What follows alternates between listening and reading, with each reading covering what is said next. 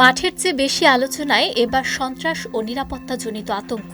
Football বিশ্বকাপ চলাকালে Lionel Messi সহ একাধিক তারকা কর্মকর্তাদের টার্গেট করে ভয়ঙ্কর হুমকির খবর সামনে এসেছে।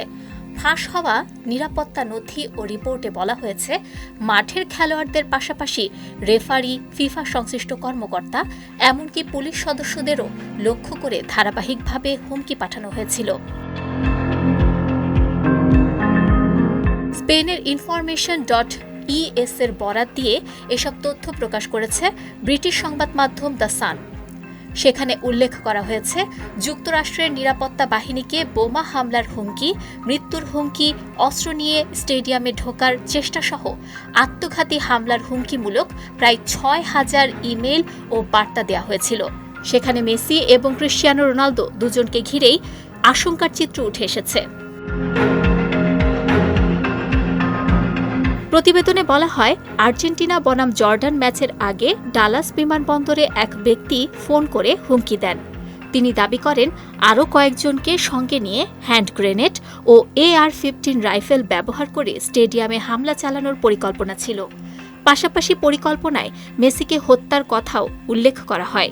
পরে আর্জেন্টিনা মিশর ম্যাচের আগে সামাজিক যোগাযোগ মাধ্যমে গায়ে বোমা বেঁধে আটলান্টার স্টেডিয়ামে ঢুকে পড়া হুমকির বার্তা ছড়িয়ে পড়ে।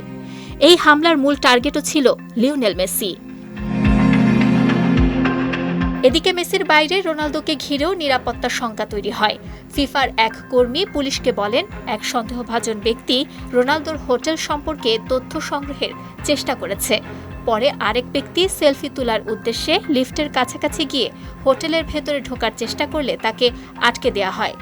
এদিকে সমর্থকদের উত্তেজনাও নিরাপত্তা ঝুঁকি বাড়িয়েছে। বিতর্কিত সিদ্ধান্তের পর রেফারিদের হোয়াটসঅ্যাপ এবং সামাজিক মাধ্যমে হাজার হাজার হুমকি সংক্রান্ত বার্তা দেওয়ার অভিযোগ ওঠে।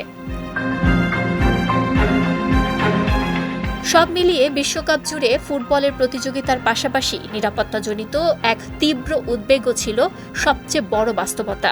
শেষ পর্যন্ত এটা স্পষ্ট, খেলাধুলার উত্তেজনার মধ্যেও নিরাপত্তার প্রশ্নই সবচেয়ে বেশি গতি নিয়েছে।